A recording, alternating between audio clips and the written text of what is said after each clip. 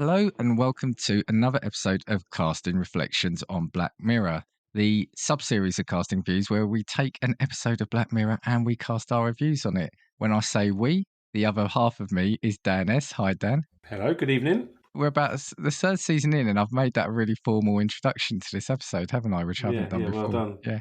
And also called you my other half in this, so I don't know how you feel about Did that. you? So, I yeah. didn't even clock that. That was my subconscious. I kind of expect that.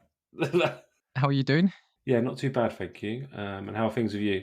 I'm okay, but at the time of recording, I'm getting these episodes backed up. I've got to get them edited and out. So, yeah, that's what I'm going to be spending the next few nights doing.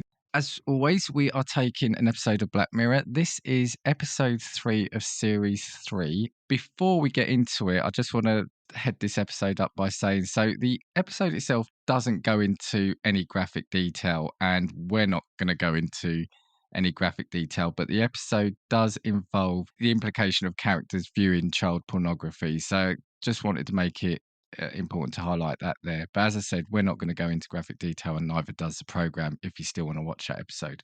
It's called Shut Up and Dance. The episode was written by Charlie Brooker and William Bridges.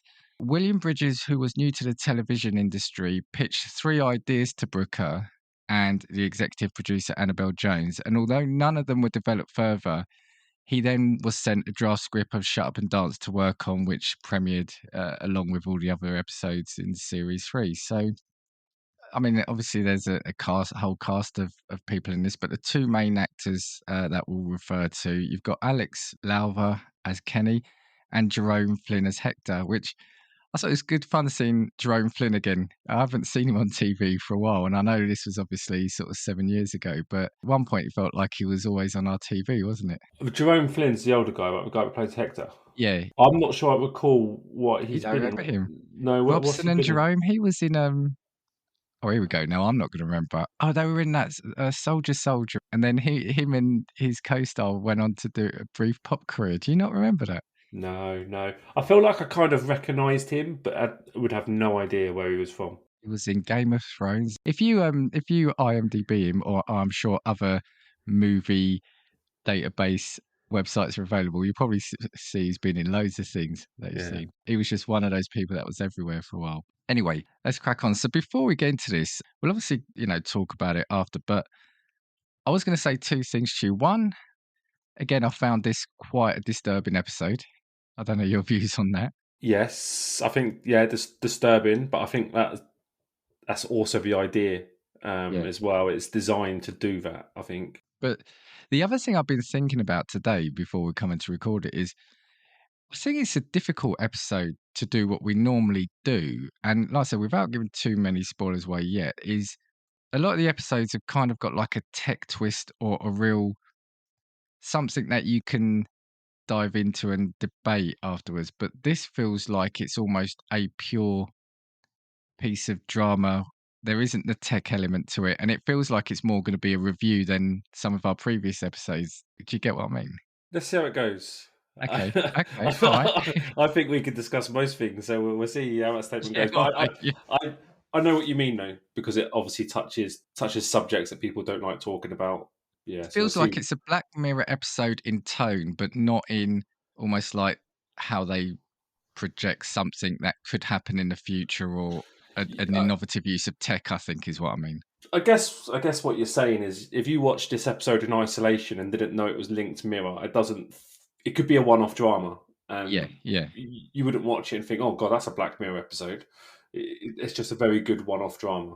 As always, please do butt in if you've got anything to say or you want to correct me. So it starts off really weirdly, actually, but then it comes full circle. But it starts off with a woman driving into an empty car park, doesn't it? She gets out, looks distraught, and then that's it. And then we cut to a scene in the kitchen of a restaurant where we meet the main character of this episode, Kenny.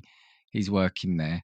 And I picked this up and I didn't, again, it was funny that I made a note of this because I had watched this episode. I was going to say I had watched this episode ages ago, but I forgot about some of the minor details in it. So I wrote here that a little girl and her mum are leaving a restaurant. He runs over because the girl's forgotten her toy and he runs over to make sure she's got it. the next couple of scenes, still in a restaurant, is implied he's like a loner, isn't it? I think he's at the back, and the other waiters and kitchen staff not bullying him, but he's like eating his lunch outside, isn't he, in the alleyway, Yes, yeah, and they're making fun of him. He goes home, and his sister has got his laptop, which has really annoyed him. She's complaining to him anyway that it's frozen, and he asks what she's been doing, and she goes, "I was just trying to install a free film app, or an app that can make you get free films." He snatches it off her, runs into his room. I think he locks the door, doesn't he? And as he reboots it, it comes up with an advert, like a malware advert, and then the Google homepage comes up in foreign languages. And so he downloads a malware remover and runs it. And then it's this point where you kind of get the first inclination of what's happening. You see him, but from the viewpoint of his webcam. yeah. It then cuts to the next day, and he's again in a restaurant, and he's talking to the waitress who works there. Well, I'm not sure if she was a manager, but the other guys there again start making fun of him when she walks away, or when he walks away from her. Then I think it's the next day, you see him putting a lock on the outside of his bedroom door to, I presume, stop his sister going in to take his laptop. Now, at this point, that's weird, right? Even if you have got like somebody who keeps coming into your room, that just felt a bit weird, right? It did feel a bit weird. Yeah, and I think it's meant to highlight the fact that he wants to keep himself to himself, doesn't he? And he's a very private person. Same as at the restaurant, he's a bit of a loner. Yeah, He just want to, yeah, just kind of. It's almost like he's trying to build up this private sanctum, but as we know at this point, it's not private at all because we've had the hint that he's being watched. So he's yeah, maybe it touches upon the whole, nothing is private in the digital world, even though what you do physically. Was a little bit of that, wasn't that? yeah. And something you've said there actually has kicked off something in my mind for a discussion point after. But yeah. So anyway, so he's put the lock on, and you see later that evening, he is watching TV with his sister. Then he goes up to his room, locks himself inside his room, and then basically begins the process of starting to pleasure himself. I'm sure all day I've been thinking about how you're going to describe that part. So yeah, thank you. Again, you don't see anything, but yeah, he's getting a box of tissues, and he starts undoing his jeans. And it's at this point, as he's starting to undo the belt on his jeans, we see that from the point of view of his webcam. Anyway, jump cuts to him washing his hands in his bathroom. When he gets back, there's an email waiting for him that says, "We know what you did." He opens it, and there's a video clip of him showing him undress. So he's obviously, it's real. It's not a scam. It's not a hoax. And it also says, "Reply with your phone number, or we post what you did."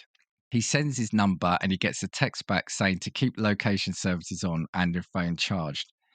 He then gets a message saying he has been activated, obey us or we leak the video, and then gets given a location to get to within 45 minutes.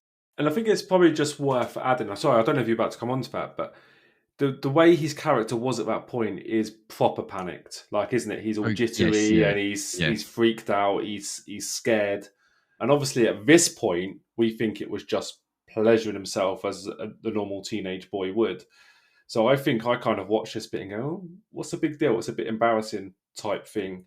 But he was like proper freaked, wasn't he? To the point where he was shaking, sending a text. Well, I think there's a shame thing, isn't there? It's made painfully clear he's very quiet, very isolated, very introverted. And if you've caught someone, if someone's caught you, sorry, doing what he was doing, I guess panic and shock. Because I was going to come onto it after. I couldn't, well, I didn't want to look Google for articles on it, but there was a lot of scams going around sort of 5 or 6 years ago of this, getting an email saying, "We know So what websites you've gone to." And I've had that email, and okay, all right, yeah, we'll come because onto it. I have a Hotmail address, and I think Hotmail kind of got hit with a lot of these, and my junk mail filter gets all sorts. And one of these, it was an email very Really? similar Yeah? to that saying, "We've watched you do what you do. Click on this link and pay us some money," type thing. And obviously, I'm old enough and wise enough to know it's a scam. But And some it's not people. shameful to look at Tottenham Hotspur on the internet anymore, is it? Yeah, You know? yeah. I could say, what can they find? Be watching Tottenham lose on a weekend, but I think we'll come back to this after because I think there's some interesting stuff we could say around that. But yeah, oh, and it's funny because then the first thing he does after is like stick some blue tack on his webcam, isn't it? Which is Yeah. obviously too late. Yes. True. Yeah. Yeah, too late. So he's got to get to this location in 45 minutes, but he doesn't drive. He's only got a bike, and I think it says it would take him 57 minutes. So I think he's got to really sort of pedal like crazy. He gets to location. It's like at the top of a multi-story car park, I think, isn't it? Yeah. Which I thought at the time was like, bloody hell, he's just biked for 45 minutes. Now he needs to go up one of those spiral ramps. He'd be knackered by the time he gets to the Do top. you know what? I didn't even think that because yeah, you don't see it. It kind of jump cuts a bit, doesn't it? Yeah, yeah. The way your mind works. So yeah, when he gets there, he's standing on his own, and then like a motorbike, a moped pulls up. A man gets off, hands him a box that has a number on it, and it says fragile on it. As he gives Kenny the box, a man also takes a photo of him. Kenny then says, you know, what's going on? And the man says to him, look, just do whatever they say and you're out. He is then told to deliver this package he's got to a certain location.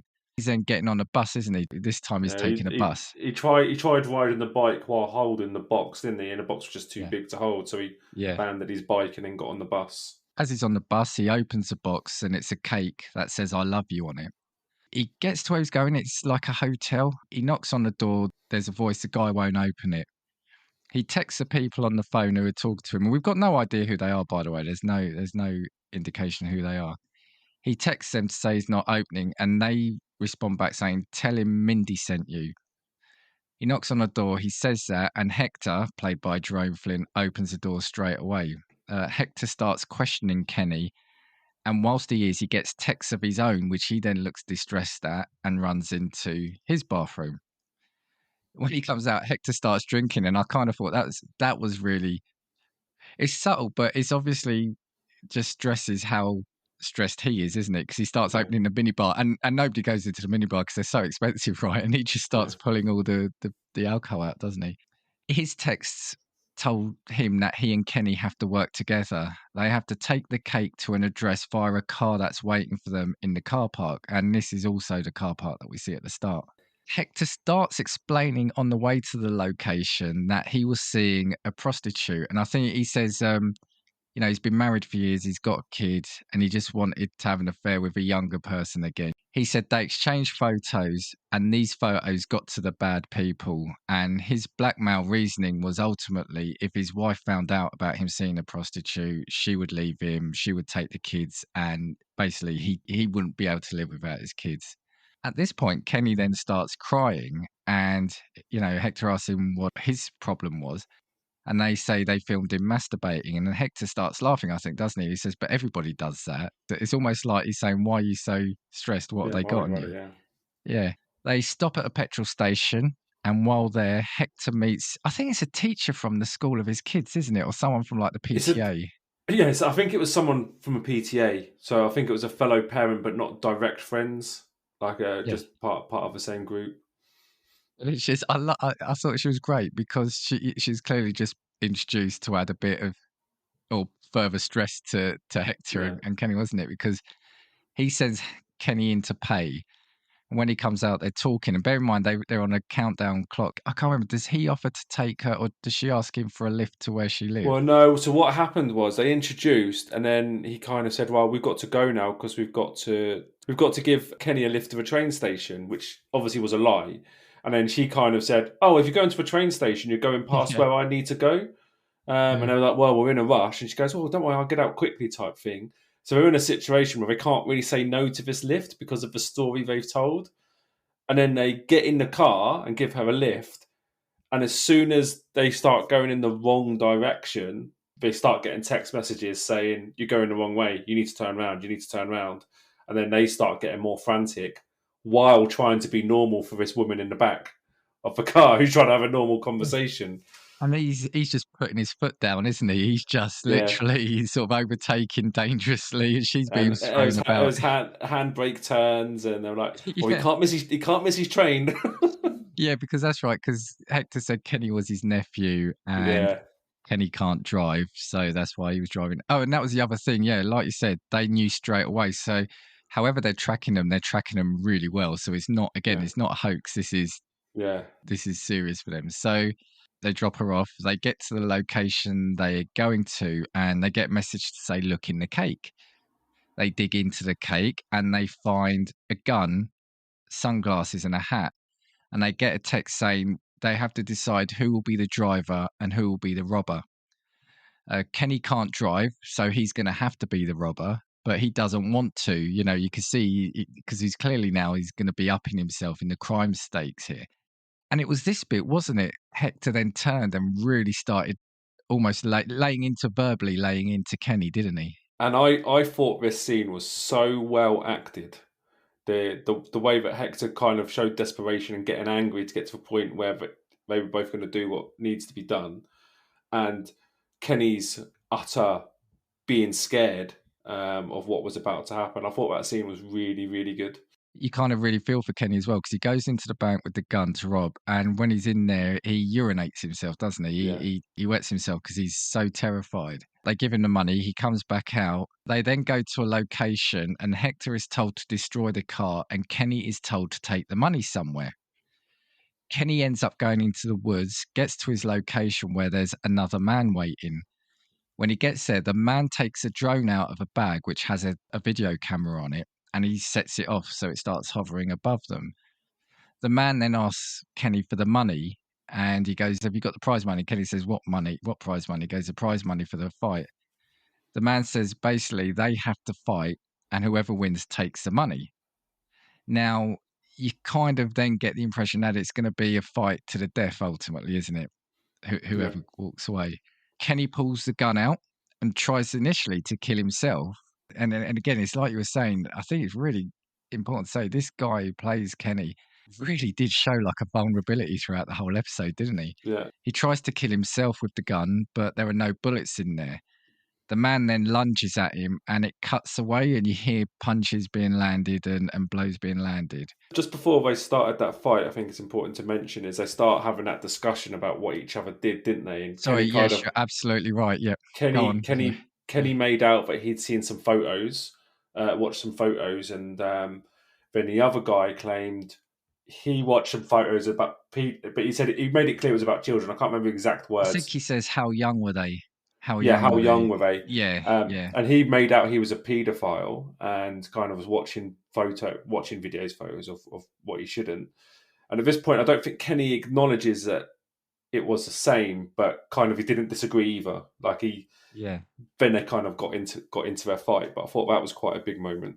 Yeah, no, you're right, and absolutely, I've written about everything else, but didn't have the key point there, and you're right, it was just a subtle 1 or 2 lines where it was something along the lines of, I looked at pictures, you know, and he said, I did the same." He goes, "How young were they?" Because the man must have known. Yeah, So nothing is said, nothing is implicitly said, and like I said, you don't see anything, but that moment is when the whole episode turns for you, isn't it, as a viewer? yeah. And you realise everything that you felt sorry for him. Well, let's just finish. We've only got a few more things, and then we'll discuss that bit. So they then fight. It cuts away, but you hear the fight happening. Hector returns home, thinking he's done everything he needs to. He's destroyed the car. He sees his daughter sleeping in the room, shuts the door, and he then gets a text, and it's that internet troll face, isn't it? He then goes into his bedroom and he sees his wife crying, and she says, "Who's Mindy?" It then cuts to the other couple of characters. So we see the woman who drove the car into the car park at the start of the episode. She gets the same text. And then she's looking at the internet and it's revealed she's a CEO of a company who sent a racist email, wasn't it? I think she was Yeah. trying to cover that. We then, oh, this is it, because my note stopped here. We then see the man who was on the moped, and you and I were talking before we joined. We see him arguing with his family, but I don't think we know. He's kind of standing there silent, isn't he, in the middle of a Yeah. room and it kind of zooms out. But I don't think it reveals what he did, or if it did, I've completely Yeah. missed it. Probably there was so much shock at that scene because when you see Hector get that text and that troll face, and then you hear that text message go off all the characters, you know exactly what's happening. So Yeah, you then realise that she was a bad person, that moped man was a bad person. And then after that, we see it's on Kenny's walking back, so he's survived the fight, badly bruised, and he gets a text from his mum, doesn't he? He gets a phone call. No, he gets a Sorry, text. phone call. Yes, it's a phone call. Yeah, I think he and gets a text with the she's smiley distressed. face Yeah, and the phone call at the same time, doesn't he? yeah, she's distressed. She's going, the video. What have you done? What have you done? We've seen it. Your sister's seen it. And it's her that reveals about the children, definitely at this point, Yeah, isn't it? Because she said they're children or something along those lines. yeah, And it's at that point where everything's been clarified, but we've just been watching it. He wasn't yeah. just pleasuring himself over, I don't know how to say this, normal stuff, but he's been pleasuring himself over something which is obviously wrong and it's of paedophiliac content. Like you said, that is the clincher in terms of what he's done. And then just at that moment, you then see flashing blue lights, don't you? And the police have Yeah, gone there and they've stopped him. And I think that's how it ends, isn't it? yeah, correct, yeah.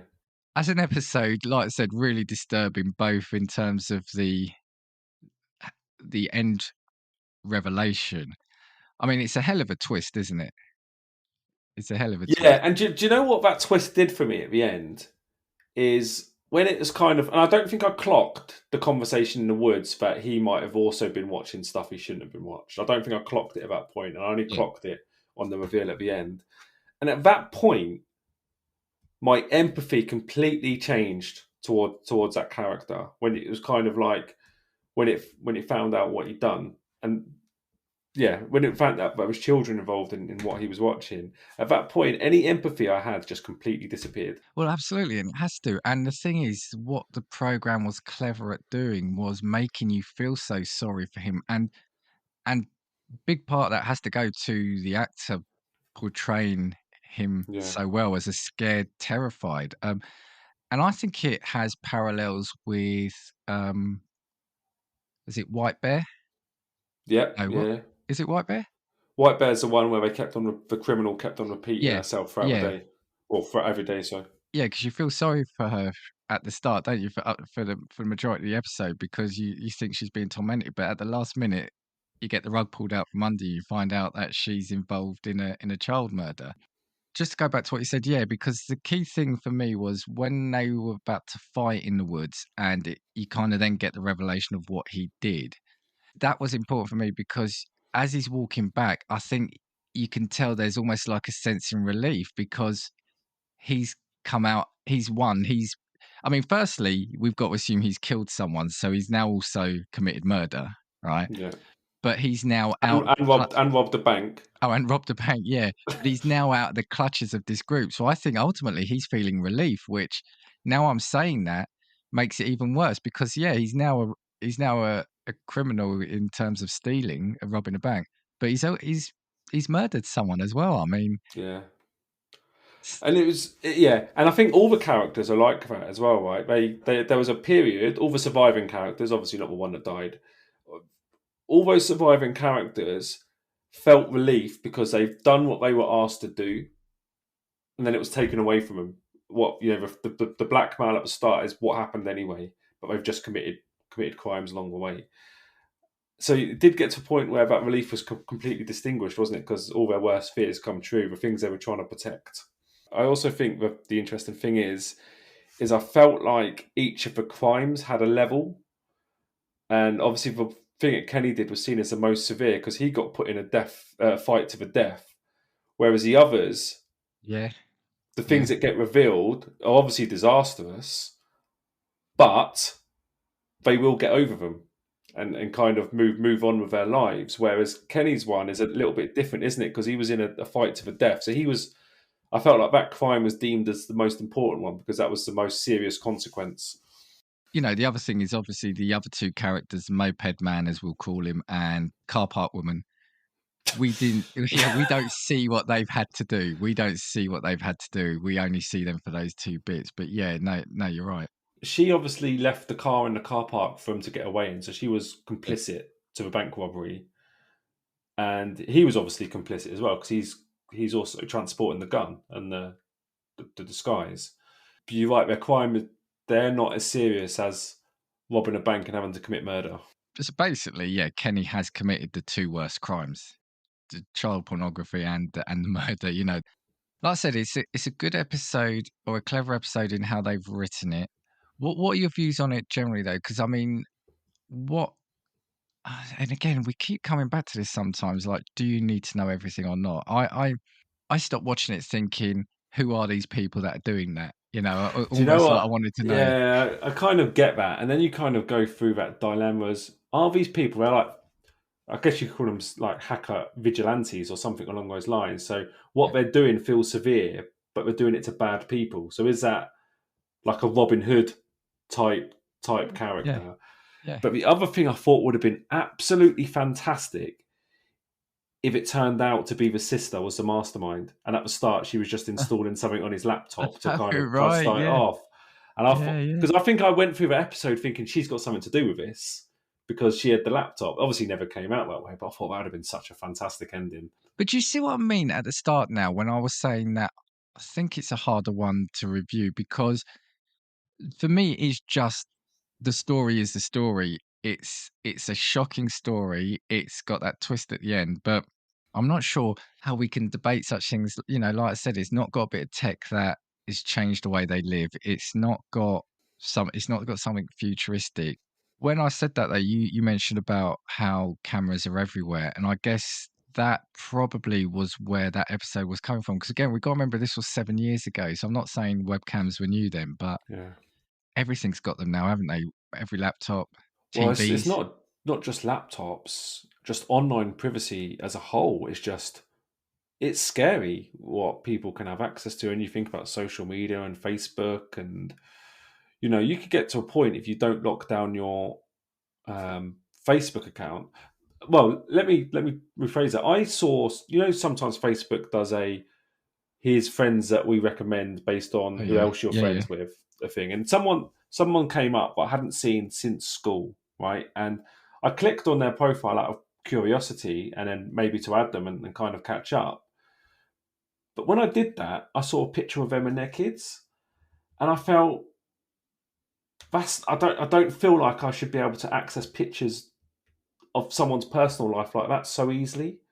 And it's Yeah. just I just find the social media thing and online privacy really weird because I just don't think people take it seriously enough. Yeah, there's definitely that. I'm also thinking about because at one point we've all it felt like there was a period of time where it must have been stories hitting the press or whatever, but everyone then was putting I remember where we were putting like stickers over their webcams and then you could buy the little Yeah, yeah, covers from it. And a lot of laptops now actually have an inbuilt thing. yeah, So and I think I do have now generally a distrust because we have seen stories about like hackers getting into like children's, like the webcams for parents have in their kids' rooms. A number of smart TVs, I think, had cameras at one point, didn't they? So you could do yeah, gesture control. And there were rumors or stories of hackers getting in and being able to take. So, we are inviting all these cameras that are connected to the web into our house and just don't ever think like most things, we never think about the worst thing that can happen, right? yeah. And also the tracking of locations as well, which is also very easy to do. Like Apple has an app where you can track other people's phones as long as they accept you. Like I find that really weird. And then also on Twitter, I don't know if you remember this, but when you used to post a tweet, it used to tell you where you were posting it from. That's right. Yeah, yeah, yeah. I don't think Yeah, that happens anymore. But it's just everywhere. It's yeah, your privacy is not your privacy unless you're really, really careful with it. yeah, yeah. So that's like I said, that's what I'm saying. I found it I was thinking it was gonna be a difficult episode to discuss about because ultimately he's bad. He was very bad.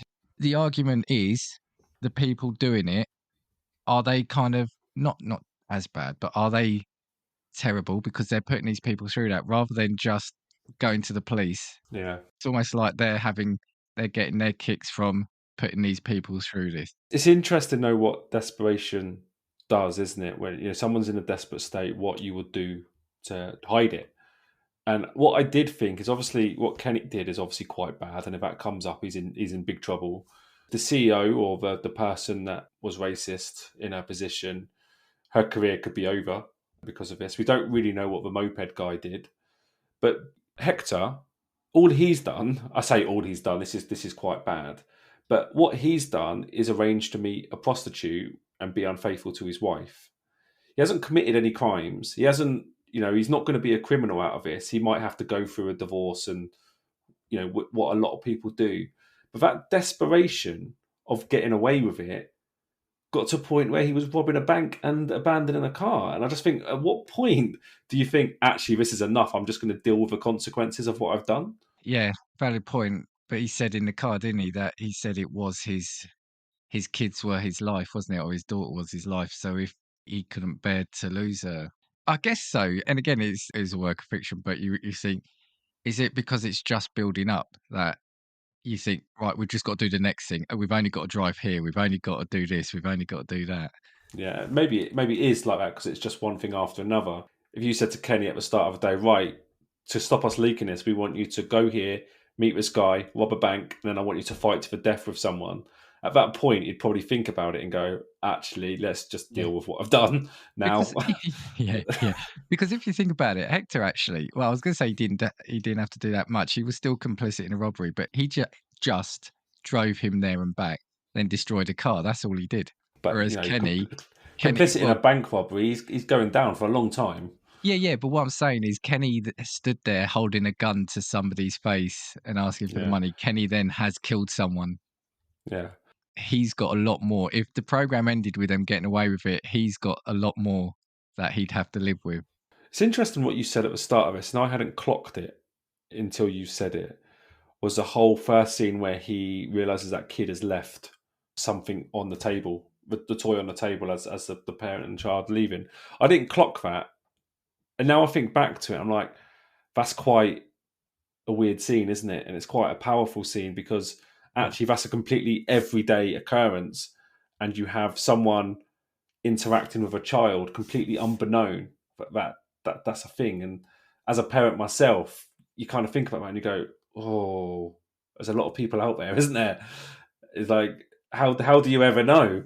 It's one of those scenes, right? I'd written it down, and then, like I said, when I then came to look up some notes, a website, I can't remember, said they never tried to hide what he did throughout the episode because they said, including that first interaction. Now, I think they're looking into it a bit much because it's not like he was overly creepy with her. I think when you see the ending and then you go back, you can say absolutely, yeah, did he do that because of his inclination? But yeah, I guess now if you're looking at that, like you were saying, there must be times or there must be elements where you can see where the distrust comes in. I don't know. It's Yeah. it's it's awkward. It's horrible, isn't it? It's horrible. And but I wanted to come back to so you said you got that email, and I remember somebody we worked with at the time saying that he got one. And I remember him saying that, and and I remember he laughed it off and said, "Well," he goes, "the worst thing that'll happen if my family want to see me do." He said he didn't do it, but he was laughing. He goes, "The worst case scenario would be if they saw that, then so be it," kind of thing. He laughed. But Yeah. so you've got that, and obviously you've not done anything. But can you imagine if they are spamming that email out?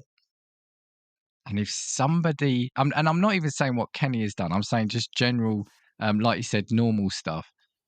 There are some people that the shock and the shame is going to be horrific for them.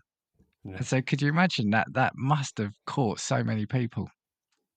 Yeah, I reckon so because I think you go, like he did when he first got the email or the text or whatever he got first. He went into complete panic mode.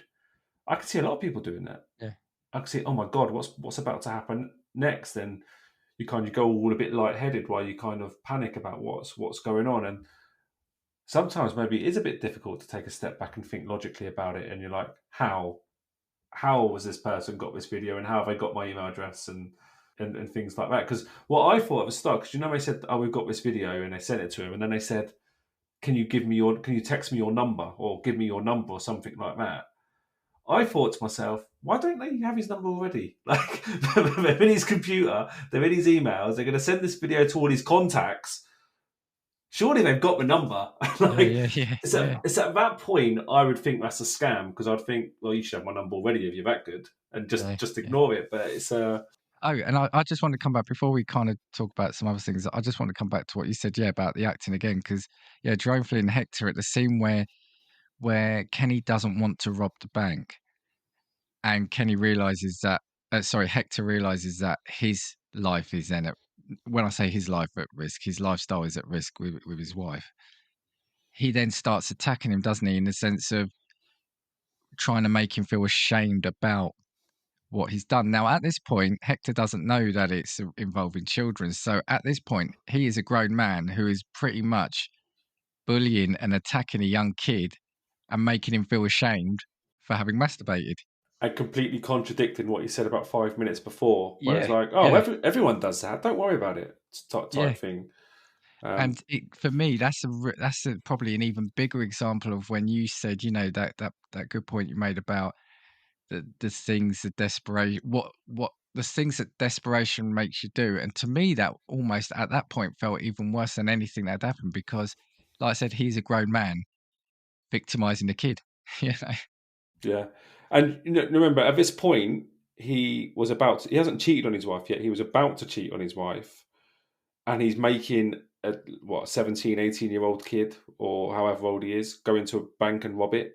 So at Oh, I that think he point had when cheated on his wife at that point. I think he had. I oh, he think had he was. cheated on his wife. Yeah, yeah, yeah. So at that point when he's asking the kids to go in and almost because it's a kid's going in to help him cover up what he's done.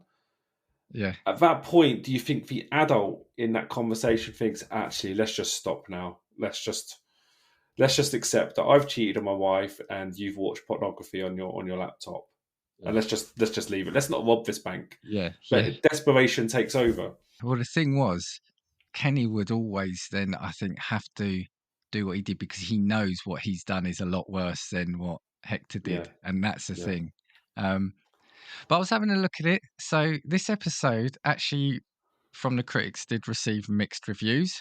Many critics praised the two leads acting, as you did, but were polarized as to whether the episode's tone was effective, whether the plot twist was good, and whether the episode had interesting themes. Now, I think the tone was effective. It's drama like anything else seen. I thought the plot twist was good, and I thought it was great how they did it because, again, just like you said, it wasn't a sledgehammer reveal. It was very subtle and yeah. right at the end. Whether the episode had interesting themes, I think, is where I guess I'm coming from. So it was ranked poorly in the critics' list of Black Mirror installments. Brooker stated that the absence of science fiction elements from the episode was a very conscious decision, noting that science fiction is absent from Series 1 episode The National Anthem and Series 2 episode The Waldo Moment. Having recently written Series 3 episode San Junipero, which I think is next, was conceived of as a 1980s period piece, Brooker was interested in writing a present day story. He commented that the weird British colloquial nasty humour and seedness of the episode is similar to National Anthem. And I think that's what I was going to say to you, actually. It's a obvious statement, but it's a very British episode, isn't it? That is set in Britain and is British. I know the last episode was, what was that one called? Oh, Playtest, but that was with American characters, etc. Yeah. But this felt like it was back on track to being like the original series, Do you know didn't what it? I would like to know is the village that the bank was in? I feel like I recognise that village green. I feel like I need to Do you? find out where it is, but yeah, I will find out. Oh, you should have looked up. You should have looked it up. They Uh, said High Wycombe at one point, didn't they? did I they? think when they were Okay. driving, they said it's just outside High Wycombe. Okay, so But I've never, that's so local. I don't know if that's where it is. Yeah, The story went through many iterations, starting from an idea similar to Reservoir Dogs, where a group of strangers were put together to commit a robbery. Some drafts did not imply that Kenny was looking at child pornography. In one version of the story, there was no reason why the events were happening, and in another, the roles were reversed, with Hector having the extremely dark secret. In a different draft, the hackers were actually shown, and they were shown to be in an internet cafe in Eastern Europe, having blackmailed the characters for fun. And the episode was originally set in the United States, as this would make it easier for the characters to get. Sorry, this one I stopped because I hadn't actually read it when I'd put it down, but they said it in the States as this would make it easier for the characters to get access to a gun, and the time frame of the storyline was initially longer. So I mean that statement there.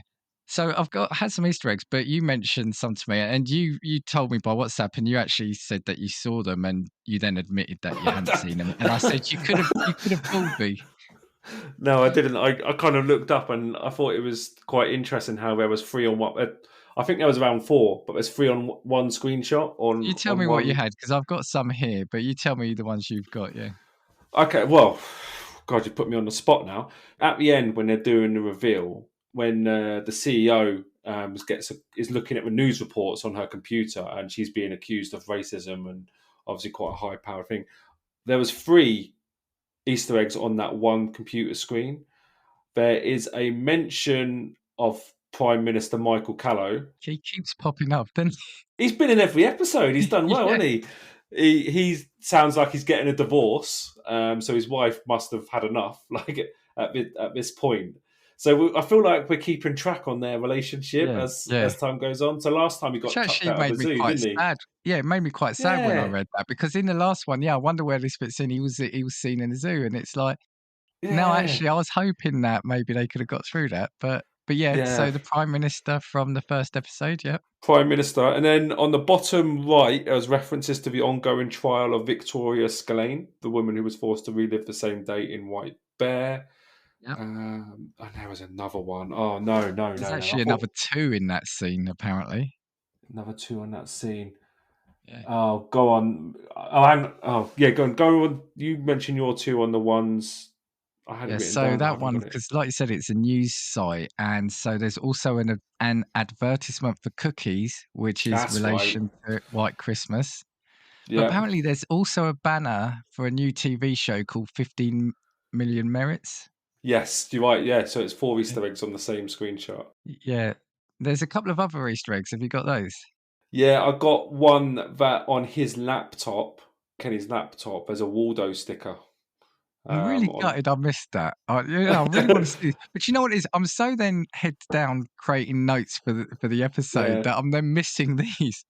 I think it was very subtle because I think it's the screenshot I saw of it was you can see the laptop in the background. You know when he slams it, Right. Yeah. he Yeah. slams it shut and gets on his phone. Yeah. So the phone's in the foreground and the laptop's in the background with a Waldo sticker on it. Okay. And I had one more that not that I'd found myself, but I found online. Have you Go got on, any more? I'll let you take credit for this one. I don't know this one. So again, this is another White Christmas one. The restaurant Kenny works at is called Barney's, which was listed as part of Greta's schedule. So the one who was the woman who was creating her cookie, apparently in a schedule of things she had to do that day was go to Barney's, apparently. So Oh wow, yeah. that really is a loose Easter egg, isn't it? Yeah. So what I like about that though is that it is still implying that it is a connected universe, it's Yeah, yeah, it's quite good, isn't it? I do like that. Well, keep on looking out for Michael Callow, see yeah. how he Yeah. finishes up. Yeah. Before we get to the score, is there anything else you want to say about the episode, or was there anything? I think it's kind of linked to the scores. What I was going to say, and what I was going to ask you is obviously it's a bit of a controversial episode, and I think that's going to come out in the scores of kind of what we think. But would this episode make you feel better if the crime wasn't involving children? Like if it was something I don't know a bit weirder that would more embarrass him rather than lock him up. You know, he's watching something on the internet which is more embarrassing, and he kind of goes through that and he wants to keep that a secret. Does that make it better? And is the fact that's disturbing about the children? I think the disturbing thing for me is twofold. One is, yeah, making people. So there's an element for 90% of it, 95% of it, you're seeing people doing things against their will, and that's disturbing. But then, yeah, basically the reveal of what he's done, because you then feel horrible for having felt sympathy for him, and that's then Yeah, it puts it on you, the viewer. I think, yeah, if it was anything else, he embezzled money or stolen money from there, or was catfishing someone. I mean, I'm not saying that's great, but yeah, maybe you look at it and you think, but then I don't think he would have done what he needed to do. I think that came from that desperation, that he knew what he did was yeah. horrific. And I I think don't know. I mean, the fact it was horrific also added to the shock factor at the end. I felt yeah, like I don't think you would have got that same reaction of the empathy if it was embezzling money or leading someone on online. yeah, I don't think you'd get the same. Oh my God, what's he done? Type thing. I yeah. don't feel sorry for you anymore. So it's obviously designed like that. I think that's the thing, because yeah, like I said, for 90% of it, you're seeing people do stuff against their will and looking really distressed. Then for 5%, and I'm making these values up, he's then had to do something horrific. He's murdered someone. So already then you can't, you can't like him. But then, like I said, it depends where you see it, because you hadn't realised at that point that he'd mentioned or alluded to what he did. But yeah, when you find out what he's done, yeah, the whole episode you felt sympathy for someone that at the end you despise. Yeah. Yeah, it's And it's funny because, like, I felt like at the end when the police turned up, I feel like the murder was kind of seen as the lesser of the three evils that he'd done. Like, I felt like when the police turned up, I felt like he felt like, oh, I've been found out about the pornography on the laptop because his mum's just found out. He's just committed a murder yeah, like, like 10 which we minutes don't know before, about. Yeah, yeah. but he's hiding the fact that he's ashamed about the pornography bit. It's Yeah, and let's not forget that was filmed as well. The murder would have been filmed because that was on the drone with the camera, so that would yeah. have been filmed as well. So yeah, okay, we're gonna get to the crucial bit then. What is your score for this? Now, my score's interesting, but we'll let you go first. Do you know what? I really like this episode, and when I say I really like it, because it had an impact, and I think that's what these episodes have decided to do. So I'm going to score it highly on that, but I am going to take points off because of the sensitive subject it's about, and the thought of things like that in the real world and people like that in the real world, and freaks me out being a dad as well. So I think I would have given it 9 if it wasn't for that crime, but I'm gonna deduct 2 points and give it a 7. What's interesting is that's my score, but for something else. But yeah, no, I like your reasoning. I like your reasoning. I was floating between a 6 and a 7, and this is why I let you go first. Yeah, I know. As an episode of TV, I thought it was good, and this is what I was saying at the start, and I'm trying to articulate. As an episode of TV, as an episode of drama, it was good. I think it was really effective. The crime he's done, I can see why you've taken a score off. As a bit of drama, I thought it was compelling TV. As a Black Mirror episode, for me, what I see Black Mirror as, I don't know, it was missing those key things. Yeah, So, like, White Bear, that was brilliant. It's a similar sort of thing, right? We've already said it's a similar thing, but in that one, there's a whole technology of wiping someone's mind and it becoming like a reality show. yeah, That's why I'm going to give it a 7, because I think as a bit of TV, I think it was good TV. But as a Black Mirror episode, I don't quite think it was up there. So yeah. yeah, for me, I'm giving it a 7. So we've given it the same. Yeah. So it is quite interesting because at the start of it, she said, "I don't know how well we're going to talk about this. It's going to be a review, and I don't know how much you're going to edit out." But I feel like we've chatted for quite a while, so I think we've done all right. I was going to make a joke that we always kind of say that, or I always say that, and it's yeah, we always then do talk about it. Okay, so next episode you will be stepping up to the plate, and that's San Junipero. Do you remember that one? No, I don't know. That's another one I know I've definitely watched, but I don't remember too much. So that's what I'm enjoying about these episodes, because I know what they're about roughly, loosely, but I'm still getting shocked by them because I don't remember exactly the full stories. Anything else from you before we go? No, I was just gonna go and get some blue tack to cover up my webcam until next week, and then. Yeah, you can imagine people as they're doing it, or watching that episode again, or listening to this, are covering up. But yeah, okay. Well, we'll see you next time to discuss San Junipero. 2, 3, 4. If I want your opinion, I will give it to you. Come on, check what we've got, 'cause you need it. Don't make us get